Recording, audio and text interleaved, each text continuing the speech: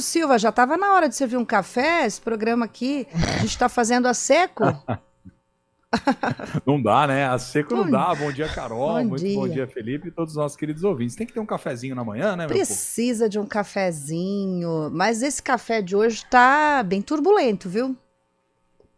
A Câmara tá dando o que falar, né, Carol? Tá, assim, já era esperada a aprovação da lei orçamentária para 2024, mas é claro que sempre tem a água do café vai ficando um pouquinho turva. Vamos ouvir a Mariana Conte, que fez ali o seu depoimento quando abre os microfones para os vereadores para comentar a lei que já está aprovada, enfim, mas a gente vai ouvi-la. Vamos ouvir.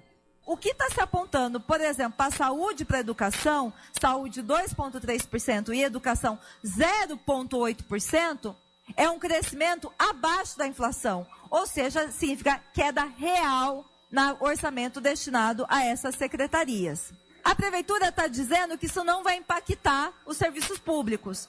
Mas é óbvio que vai impactar. É claro que vai impactar. É evidente que vai impactar. Tá aí. Agora, o Bruno, eu senti falta da vereadora pontuar, e nós até voltamos lá no link da prefeitura, da Câmara, para poder encontrar a fala toda da Mariana para fazer justiça a ela. E nós não encontramos os trechos em que também se pontua na prática, tá? Mas o que interfere, como interfere, em que parte do serviço? Eu acho que seria muito interessante esse tipo de contribuição por parte, não só dela, né? Não vamos colocar toda a responsabilidade na vereadora, porque a casa tem outros vereadores. Sim, perfeito, Carol. Acho que você pontuou uma coisa que é fundamental, né? É responsabilidade de todos.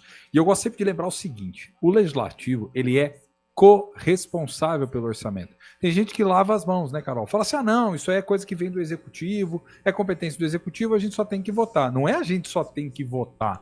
O legislativo, ele é corresponsável. É ele que está endossando o documento, dizendo vai diminuir a rúbrica de X para a saúde, vai diminuir a rúbrica de X para a educação. Então ele está dizendo que, ao aprovar o projeto, ele concorda com o desenho do orçamento tal como foi enviado para ele. E vai ser responsabilizado, ou tem que ser responsabilizado lá na frente, se cortes eventualmente vierem de fato a acontecer ou tiver problema na prestação de serviço ou algo do tipo, né, Carol?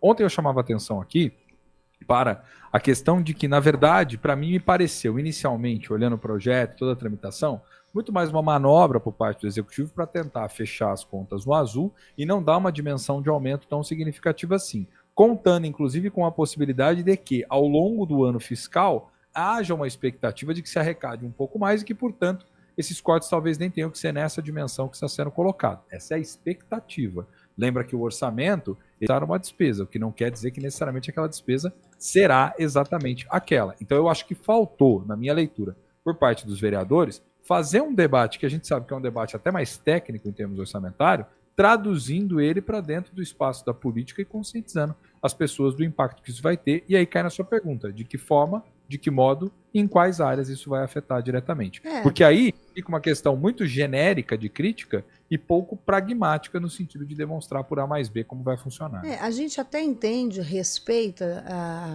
o caminho, o percurso dos vereadores quando vem, por exemplo, dos movimentos, sejam sindicalistas ou relacionados aos bairros, por exemplo, e essa é a natureza da sucessão que uma pessoa, um cidadão tem até virar um vereador.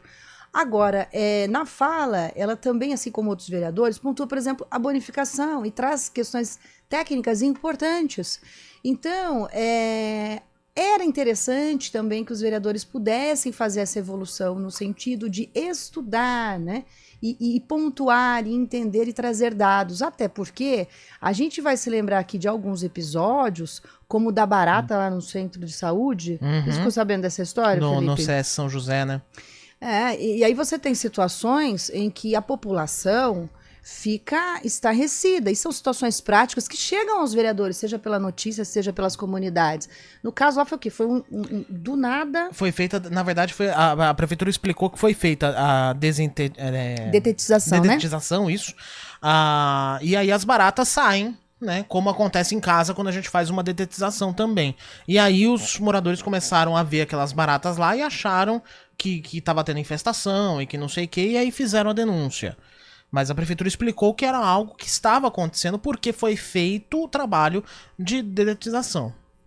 Aí é um caso assim que não, Carol, não tem a ver com o orçamento, mas tem a ver com o tipo de informação e notícia que é disseminado, Bruno, porque acaba levando o debate para outras coisas e outras questões que não é fundamental. Por exemplo, é uma situação pontual que até a imprensa registra, ok, mas cadê a situação em que envolve os insumos, por exemplo, quando o paciente já está atendido? A partir do momento que pisou o pé no centro de saúde, pisou o pé no pronto atendimento, não tem volta.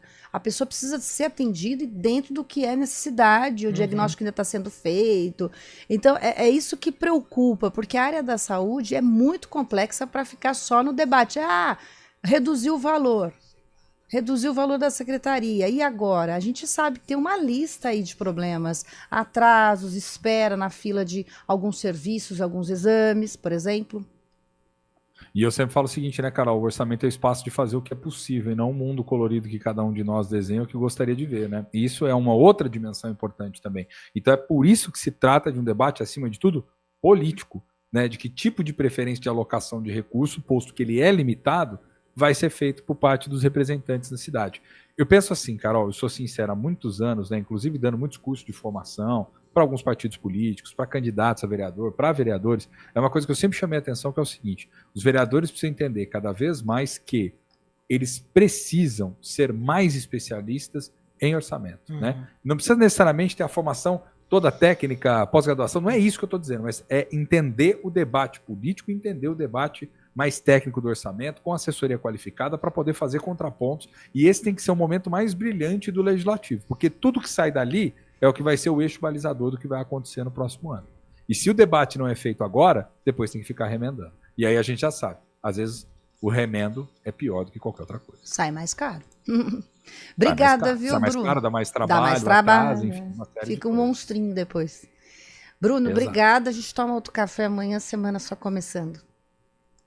Valeu, gente. Um abraço para você, pro Felipe e os nossos queridos ouvintes, né? Vamos lá. Até amanhã, Bruno. Agradecendo a participação do Luciano da Silva, do Alexandre Nunes Rosa, da Rafaela Mancini Pacheco, que estão escrevendo pra gente aqui pelo YouTube da CBN. Gente, a gente quem agradece, fica muito feliz com a audiência de todos vocês.